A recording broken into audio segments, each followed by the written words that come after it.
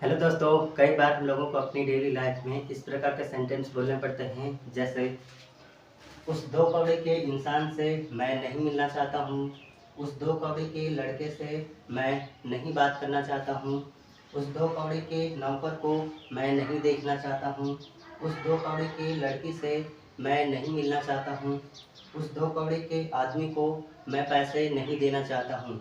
तो क्या आप लोग जानते हैं कि इस प्रकार के सेंटेंस को इंग्लिश में कैसे बोला जाता है? अगर आप नहीं जानते हैं तो ये वीडियो आप ही के लिए है। वीडियो में शुरू से अंत तक बने रहिए। तो चलिए हम लोग वीडियो को स्टार्ट करते हैं और एक एक करके अच्छे से सीखते हैं। तो चलिए हम लोग वीडियो को स्टार्ट कर रहे हैं और सबसे पहले हम लोग स्ट्रक्चर देखेंगे।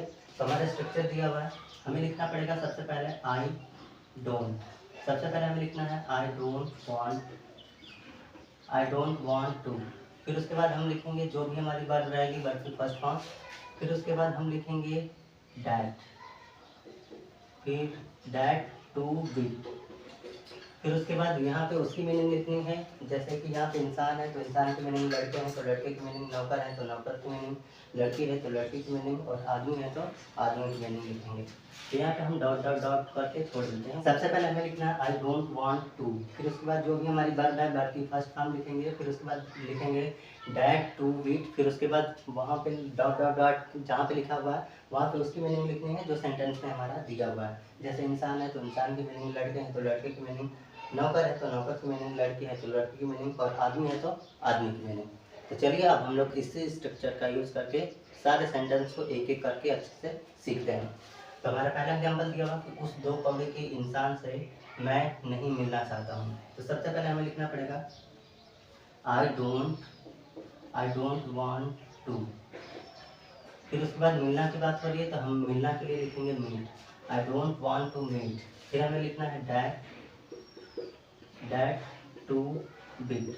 अभी यहाँ पे इंसान के लिए क्या यूज़ करेंगे तो हम मैन का यूज़ करेंगे, शायद हम पर्सन भी यूज़ कर सकते हैं। तो उस दो कौड़ी के इंसान से मैं नहीं मिलना चाहता हूँ, तो इसका इंग्लिश हो जाएगा I don't want to meet that to bit man. I don't want to meet that to bit man. अगला सेंटेंस हमारा दिया हुआ है उस दो कौड़ी के लड़के से मैं नहीं बात करना चाहता हूँ। तो इसका इंग्लिश हो जाएगा, सबसे पहले हमें लिखना है आई डोंट वांट टू। फिर बात करने की बात हो रही है तो हम लिखेंगे talk, I don't want to talk that to with boy. तो देखिए उस दो कौड़ी के लड़के से मैं नहीं बात करना चाहता हूँ, तो इसका इंग्लिश हो गया I don't want to talk that to with boy. I don't want to talk that to with boy. अगला है उस दो कौड़ी के नौकर को मैं नहीं देखना चाहता हूँ। तो इसे बनाएंगे, सबसे पहले लिखेंगे आई डोंट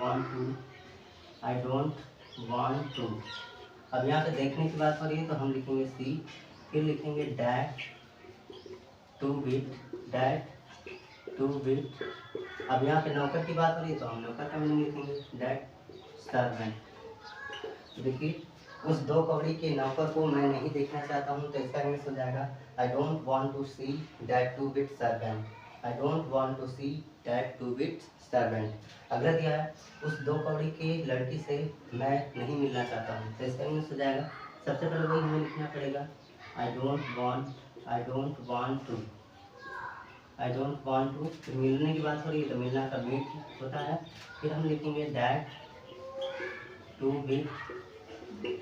विथ गर्ल। लड़की का है तो हम लिखेंगे गर्ल।